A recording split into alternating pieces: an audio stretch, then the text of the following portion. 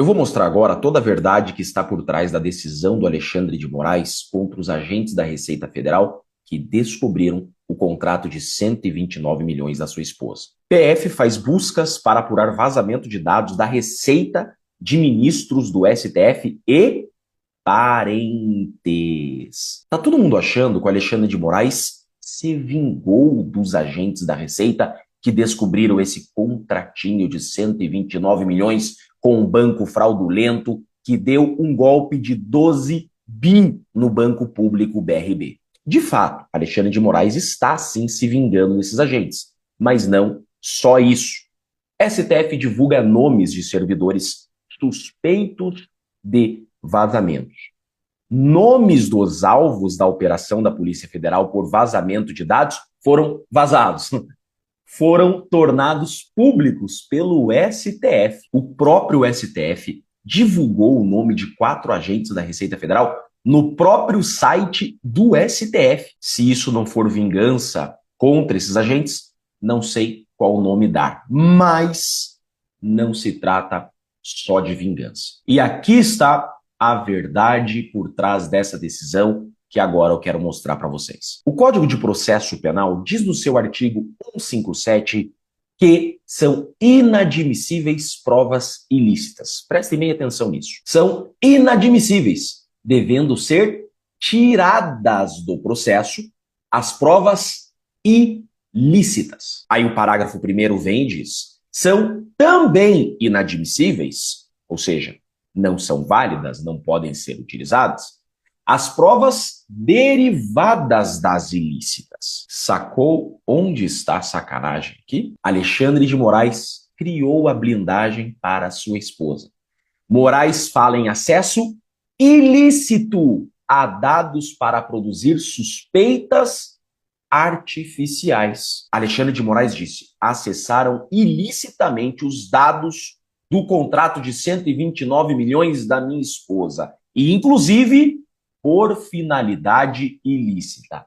Ou seja, se esse acesso ao contrato de 129 milhões da esposa do Moraes foi um acesso ilícito, significa que nada pode ser feito com esses dados. Sua esposa não pode ser investigada, sua esposa não pode ser processada e responsabilizada. Por quê? Porque descobriram esses dados, descobriram esse contrato de 129 milhões por meio ilícito. Ou seja, tudo que vir agora, depois dessa descoberta, é ilícito por derivação. É aquilo que a doutrina chama de teoria dos frutos da árvore envenenada. Se a árvore está envenenada, tudo que ela produz é ilícito. É isso mesmo. Moraes criou uma blindagem para sua esposa contra eventual investigação contra ela ou processo, que não poderão existir, porque chegaram até esses dados do seu contrato de forma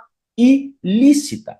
Moraes decreta quebra de sigilo bancário de suspeitos para apurar venda de dados de ministros do STF. Os agentes da Receita acessaram esses dados com finalidade ilícita. Nada, então, poderá ser feito com esses dados. Acontece que a Receita Federal não precisa de autorização judicial para investigar transações suspeitas. Isso é pacífico na doutrina, na jurisprudência. Decisão do STF. Receita não precisa de autorização judicial para examinar a movimentação financeira do contribuinte. Então, em tese, não teria problema nenhum os agentes da Receita aqui acessarem esses dados desse contrato de 129 milhões com um banco fraudulento. É uma transação suspeita. Mas aonde que está a estratégia do Moraes? 2 pontos aqui. Primeiro, ele vem e diz que a finalidade desse acesso foi ilícita. Primeiro, ele disse que a finalidade foi para produzir suspeitas artificiais. E depois ele diz, inclusive, que há indícios de venda de dados de ministros. Então ele vem e diz, se a finalidade desse acesso é ilícita, significa que os dados que eles produziram e tiveram acesso são ilícitos e não poderão ser utilizados para fins criminais. São provas ilícitas por derivação. O segundo ponto da estratégia é que, muito embora a Receita não precise de autorização judicial para apurar transações suspeitas, a Receita só pode apurar essas transações em procedimento instaurado. E o que estão dizendo é que esses 4 agentes da Receita, eles não instauraram um procedimento formal. Eles acessaram de forma irregular, o que também inviabiliza a utilização dos dados que foram descobertos e nunca poderão ser utilizados. Aí a própria Receita, de forma livre, obviamente, vem e confirma isso. Ó.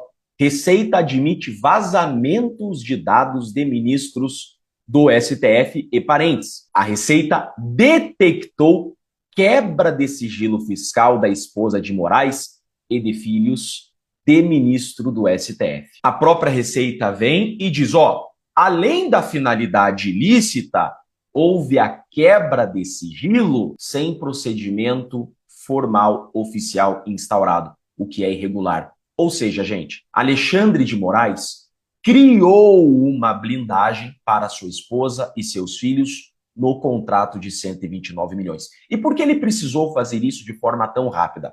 Lembram daquela decisão do Dias Toffoli dizendo que só ficarão no STF os casos que têm prerrogativa de foro? Pois é. E agora o Dias Toffoli, inclusive, saiu da relatoria do Master.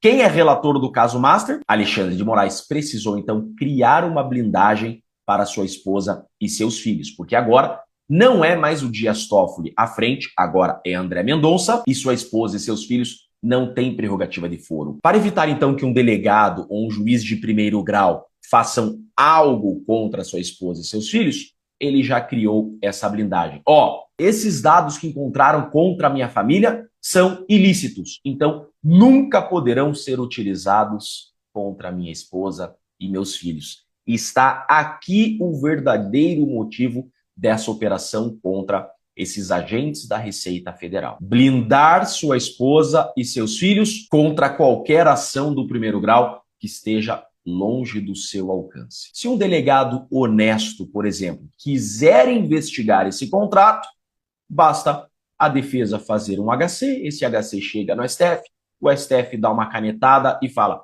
tranca a investigação, porque tudo que encontraram contra a esposa do Moraes e seus filhos foi de forma ilícita, então são dados ilícitos por derivação. Resumindo, o tal do contrato de 129 milhões do escritório da esposa do Moraes com o Banco Master nunca poderá ser utilizado criminalmente contra ela e os filhos do Moraes. Esta é a verdade por trás dessa decisão do Moraes contra os agentes da Receita Federal.